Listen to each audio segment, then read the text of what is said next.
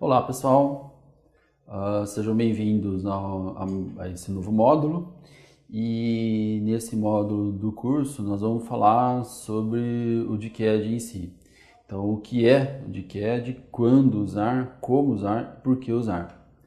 Então, no módulo anterior nós falamos sobre hipocalcemia, né? E eu citei que a hipocalcemia é um fator, ela é uma doença bastante importante do ponto de vista zootécnico, do ponto de vista econômico, do ponto de vista de saúde da vaca.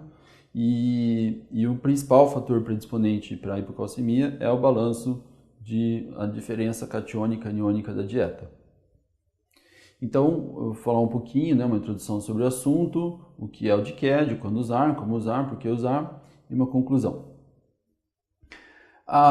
Então, a hipocalcemia subclínica, como eu comentei, é um problema bastante incidente, né, pelos dados de literatura, pelos relatos de campo, em várias regiões do Brasil. A gente tem os relatos, né, as fazendas que monitoram isso.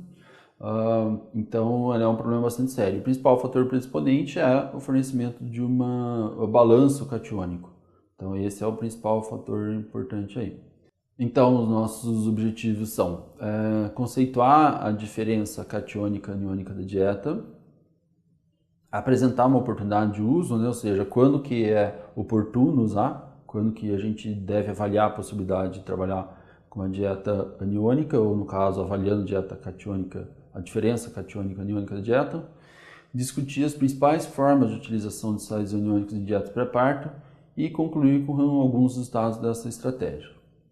Então, o que é o DCAD? Então, nós vamos falar um pouquinho sobre a definição, sobre alguns conceitos e sobre o cálculo. Então, diferença catiônica e aniônica da dieta, ela tem vários sinônimos, né? Balanço catiônico-aniônico, diferença de íons fortes, tem vários nomes. O termo que nós vamos utilizar aqui vai ser DCAD, porque é o termo que foi cunhado que é utilizado pelo próprio NRC. Então, o que é a diferença? Então, de um lado a gente tem os cátions, ou seja, aqueles elementos minerais com carga positiva, o sódio e o potássio, e de outro os ânions, aqueles elementos com carga negativa, o cloro e o enxofre. Lembrando que dos quatro aí, o enxofre é o único que tem duas valências, os demais têm uma valência, e isso é um fator importante no cálculo. Então, a diferença entre eles, então os teores de cada um, e a diferença entre eles, entre as respectivas somas, né, as somas do CAT, as somas dos ânions, influencia o equilíbrio ácido básico do organismo, como a gente já comentou no módulo sobre hipocalcemia, então a gente vai ver um pouquinho mais aqui. Então, só relembrando, né, a gente já viu esse slide anterior, mas só para relembrar que toda vez que a gente tem uma situação de dieta catiônica, ou seja, que na dieta predomine cátions, como o sódio e o potássio,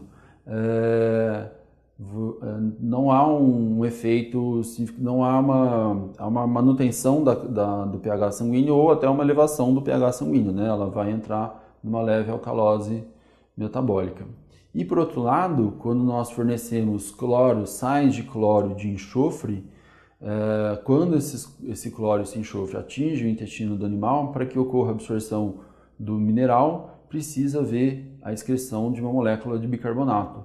Então, ao eliminar um bicarbonato, permanece no sangue um íon hidrogênio. E esse aumento da concentração de íons hidrogênios é que é a acidose metabólica moderada que a gente quer induzir com a dieta aniônica. Então, é justamente nessa absorção intestinal. Então, há várias formas de se expressar o DCAD. Então, uma das formas, a forma mais comumente aceita, existem várias equações para isso, mas essa equação ela é relativamente simples, né? Ela é simplesmente a soma dos cátions menos a soma dos ânions, e ela é bastante fidedigna, ou seja, ela tem uma confiabilidade muito alta em predizer a diferença catiônica da dieta. E ela é relativamente, como eu falei, relativamente simples. Então, existem outras formas que envolvem outros elementos químicos, que envolvem peso numa determinada, na concentração de um mineral, não é necessário, né? Essa fórmula ela é bastante aceita. E ela pode ser expressa em 1000 equivalentes gramas por quilograma de matéria seca ou em miliequivalente gramas por 100 gramas de matéria seca. Vocês vão perceber que eu vou usar um pouco dos dois. Às vezes eu falo em 100 gramas, às vezes eu faço por quilo de matéria seca. E por que do quilo? Porque o NRC expressa em quilo, né? Então algumas coisas, alguns programas de formulação também usam por quilo, alguns programas usam por 100 gramas de matéria seca. Então, por isso que às vezes vai acabar aparecendo mais por quilo de matéria seca. De qualquer forma, né, para converter de quilo para 100 gramas de matéria seca, basta dividir por 10 e o inverso, evidentemente, de 100 gramas para quilo, multiplicar por 10. Então, para se determinar o DCAD de uma dieta, a recomendação importante é que se faça a análise dos minerais da dieta. Isso, eu já vou adiantar um pouco, né, é uma dificuldade que a gente tem, porque em nossa vivência no dia a dia no Brasil, porque a gente não tem uma rotina de análise, né? Não é comum, pelo menos, não pode dizer que não tem, né? Pode dizer que talvez algumas pessoas façam, mas não é comum que as fazendas, as empresas, os nutricionistas façam análise rotineiras de sódio, de cloro, de potássio, de enxofre, né? É uma coisa relativamente rara. E isso é importante, porque a gente vai ver lá na frente, eu vou explicar o porquê que era importante ter essa análise. E outra coisa é que a metodologia que é recomendada é a via úmida, né? Uma espectrofotometria por absorção atômica ou espectrofotometria de chama, né? A forma de fazer, principalmente a determinação do potássio, que é o que tem maior impacto no DCAD. Uma vez conhecidos os teores de minerais na dieta, avalia-se a dieta base. Então você sabe o quanto tem nos ingredientes, ou você analisa a dieta e vê qual é o balanço catiônico, a diferença catiônica na dieta. Naturalmente a gente vai ver que se você não fizer nada, não adicionar nenhum sal aniônico, a dieta é catiônica, né? A dieta de vaca normalmente ela é catiônica. Então se eu quiser fazer uma dieta aniônica, eu vou ter que adicionar fontes de sais aniônicos, como é o caso da dieta no pré-parto. Então, a maioria dos softwares, se não todos os softwares de formulação de dieta ou planilhas de cálculo de dieta, muitas delas, os programas, praticamente todos eles já calculam. O que é interessante só é entrar no help do programa lá e ver qual é a fórmula que está sendo usada, né? Porque às vezes você tem comparando um valor diferente. Então, na hora de comparar uma recomendação com outra, a partir do programa de formulação, só confira uma recomendação, né? Confira se a fórmula que você está comparando dois valores os dois estão usando a mesma fórmula. E outra coisa extremamente importante é a matriz do programa, né? Então, aí é um problema, porque se a gente não analisa, a gente provavelmente vai ter que pegar um valor ou de tabela ou do próprio programa. Então, há programas que têm valores bons e há programas que podem não estar adequadamente atualizados. E um problema nisso é que a composição dos minerais é muito variável. Então, a partir do momento que a gente usa valor de tabela, nós estamos nos sujeitando a um erro de não ter o valor correto ali da dieta. Então, existem duas formas da gente calcular o DCAD de uma dieta. A primeira forma que eu digo, eu chamo entre aspas correta ali, né? A outra não é errada, mas o mais prudente é fazer dessa primeira forma. Então, o que é feito? Primeira coisa, transformar as concentrações dos minerais em milho equivalente por quilograma de matéria seca ou por 100 gramas de matéria seca, né? E tem a fórmula aí, então miligrama por quilo de matéria seca, multiplica a valência e divide tudo isso pelo gramas de peso molecular. Então, vocês têm à disposição de vocês um material de apoio, e no material de apoio esse passo a passo está exemplificado. Então, vocês têm exemplo lá para ver para ter uma ideia de como fazer. Depois, vocês vão conferir, o próximo passo é conferir os níveis dos 4 elementos, do sódio, do potássio, do cloro e do enxofre na dieta. Aí vocês vão converter esses valores em miligramas por quilo de matéria seca. Converter o valor por quilo de matéria seca, joga na fórmula, né? Jogou na fórmula, você calculou lá, você vai somar as valências. Então, somou as valências, aplica a fórmula que eu tinha dito do DCAD é igual a milho equivalente gramas do sódio mais o do potássio, menos a somatória do milho equivalente gramas do cloro, mais enxofre. A outra fórmula mais simplificada de fazer é essa aqui. Então, essa fórmula que vocês estão vendo, ela multiplica já o sódio, ela divide, desculpa, o sódio por um fator, né, por 0,229, o potássio por 0,0391 e assim por diante. Então, você pode ter o valor multiplicado por 10 para ter em quilo, e se não multiplicar por 10 naquele final da equação, você tem o valor por 100 gramas de matéria seca. Aqui, aí eu fiz um exemplo usando um exemplo de uma dieta pré-parto no NRC. Então, esses níveis de pré-parto no NRC, é importante deixar claro que eles não são uma recomendação. Eu pus propositadamente para a gente ver que esses níveis de recomendação do NRC, eles estão ultrapassados, né? A gente não recomenda mais esses níveis aí, especialmente no que tange ao cloro. Então, especialmente o nível de cloro ali, que é muito baixo. Então, é só um exemplo, para pegar um exemplo que qualquer um pudesse usar, eu peguei o exemplo do NRC. Então, aplicando os valores no NRC, essa fórmula de fazer é mais simples, aplicando o valor no NRC, vai chegar aquele resultado ali. Então, essa dieta aí que o NRC preconiza, ela tem 9,5 miliequivalente gramas por quilo de matéria seca ou 0,95 miliequivalente gramas por 100 gramas de matéria seca da dieta. E por que isso não é recomendado? Porque isso não é, o valor já é superior a isso, mais negativo do que isso aí, né? Esse valor, inclusive, ele é positivo, a gente precisa de valor negativo no pré-parto. Para auxiliar, como eu já disse, os programas de formulação fazem isso, só mais uma vez reforço porque é importante, confiram a matriz nutricional do programa, mas de qualquer forma vai ser disponibilizado para vocês também, está sendo disponibilizado para vocês uma planilha no Excel. Então, uma planilha do Excel, você simplesmente coloca os níveis da dieta e ele vai dar o DCAD para você. Também pode ser feito com uma matéria-prima. Então, se você quer saber o DCAD de uma matéria-prima, você precisa colocar os valores ali dos minerais constantes naquela matéria-prima e a planilha te dá o valor, tanto em quilo quanto em 100 gramas de matéria seca. Então, quando usar uma dieta aniônica, ou quando usar o conceito, né, o nosso conceito é DCAD. Então, quando usar o conceito do DCAD? O DCAD ele é usado em 3 situações principais. Primeira, no pré-parto, quando a gente quer um DCAD negativo, né, eu quero uma dieta predominantemente aniônica. E o conceito do DCAD também é usado no pós-parto imediato, porque aí o objetivo é uma dieta francamente catiônica.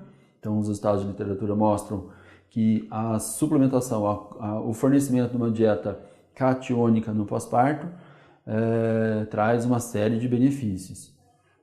Mas nós não vamos abordar muito, ou não vamos abordar esse assunto. Nosso foco vai ser pré-parto.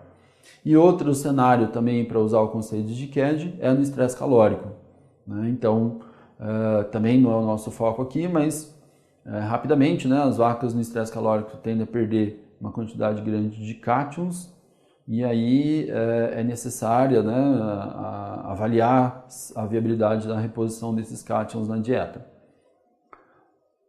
Então são 3 oportunidades que se usam os conceitos do DCAD. Nós vamos nos ater ao conceito da dieta pré-parto. Então esse gráfico ele mostra resultados de vários experimentos, né? É uma meta-análise que mostra lá a relação entre o nível do pH sanguíneo e o DCAD da dieta. E o que a gente pode perceber? É uma relação curvilínea, mas que, em linhas gerais, quanto maior o DCAD, maior o pH sanguíneo. E por que é importante isso? Porque, se a gente lembrar do outro módulo, essa alcalinização do sangue originária, né, da ingestão do excesso de cátions, ela é prejudicial para a calcemia. Ela dificulta a calcemia pela dificuldade do receptor, já que ele funciona num pH mais baixo, receptor do paratormônio nas células-alvo. E quando a gente olha a variação do pH urinário, a gente percebe que há uma variação grande também em relação ao DCAD da dieta. Inclusive, se a gente perceber, a gente vai conseguir valores de pH mais baixos com DCAD negativo mesmo, né? A partir do valor bem mais baixo do DCAD lá que a gente consegue aquela acidificação da urina. E a acidificação da urina, ela ocorre como uma resposta da acidificação da corrente sanguínea. Então, a partir do momento que a gente forneceu um sal aniônico, a gente induziu uma acidose metabólica moderada. Essa acidose metabólica moderada faz com que haja um acúmulo de íons de hidrogênio. E esse acúmulo de hidrogênios precisa ser filtrado. Então, os rins vão tirar uma parte desse excesso de íons de hidrogênio e vão lançar esses íons na urina.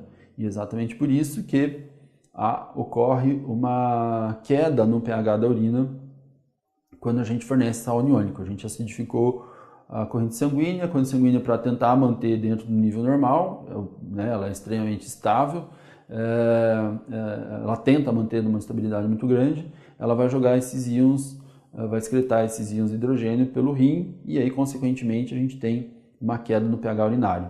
Inclusive, a recomendação que nós vamos falar mais para frente de monitoramento das dietas aniônicas, ela ocorre com o uso do pH urinário, não do pH sanguíneo, por dois motivos. Por uma questão prática, você não precisa ficar coletando sangue da vaca, né? Não precisa, é um processo mais traumático do que coletar urina. E a outra coisa é que o pH sanguíneo ele é muito mais estável. Então, para perceber essa variação no pH, provavelmente a gente ia ter dificuldade para fazer isso com um método prático de campo, né? Um método que a gente pudesse fazer como a gente faz com as fitas de pH urinário em fazenda mesmo. Então, é mais fácil perceber na urina do que no sangue e, além disso, é mais confortável para a própria vaca, né? Então, as principais vias de manutenção da calcemia, nós já comentamos no outro módulo, são a absorção intestinal, a reabsorção óssea e a excreção renal. Então, o que acontece, né? Só relembrando, então, quando ocorre uma alcalose, o receptor do paratormônio nas células-alvo, ou seja, nos rins para a produção da 1,25-hidroxicólicalciferol e no tecido ósseo, o receptor fica alterado, né? Ou seja, o receptor do paratormônio não consegue se ligar adequadamente ao paratormônio e há um menor estímulo na produção do AMP cíclico. E o AMP cíclico é importante porque ele que desencadeia a atividade do osteoclasto e a produção da forma ativa da vitamina D. Então é muito importante manter isso, né? Então manter esse mecanismo ativo ele é importante e isso a gente consegue com uma leve acidose metabólica na corrente sanguínea. Outro fato é que a acidose metabólica moderada, ela também aumenta diretamente a mobilização óssea do cálcio. Então, por que ela faz isso? Porque ela cria um ambiente ácido necessário para enzimas, as enzimas que fazem que os osteoclastos agem, né? Então, as enzimas lisossômicas e mitocondriais dos osteoclastos, elas agem melhor num pH ácido. Então, só por acidificar o sangue e os fluidos próximos do sangue, você já melhora a absorção de cálcio, a reabsorção óssea de cálcio. O pH ácido também permite a produção de ácido nessa célula, né? Como ácido lático e hialurônico. E esses ácidos é que vão fazer a digestão do osso depositado, do material ósseo depositado na célula do tecido ósseo. E dessa forma, né, acidificando o pH sanguíneo, também se acidificam os fluidos próximos e com isso favorece a própria dissolução do mineral, né? Apenas um parênteses, lembremos que para que ocorra a digestão do mineral, precisa estar solubilizado esse mineral lá no aparelho digestório. Então, quem faz esse trabalho no aparelho digestório é o ácido clorídrico do estômago, ou no caso dos bovinos, do abomaso. Então, o ácido clorídrico que tem essa função de solubilizar e é algo parecido que está acontecendo aqui, né? O ácido está ajudando a solubilizar o mineral presente no tecido ósseo. Portanto, então, a principal utilização da DCAD no nosso assunto é para vaca no pré-parto, né? De 21 dias antes do parto até a data prevista para a prevenção da hipocalcemia. Então, quando usar ainda, né? Então, quando usar, a gente vê um lote de vacas no pré-parto quando a gente quer acidificar para conseguir uma prevenção da hipocalcemia. O que acontece é que em algumas situações, em alguns cenários, já vamos falar disso, o excesso de sais aniônicos pode comprometer a palatabilidade da dieta. E isso pode levar à redução da ingestão de matéria seca. Então é importante monitorar isso, a gente não quer evitar essa perda na capacidade de consumo.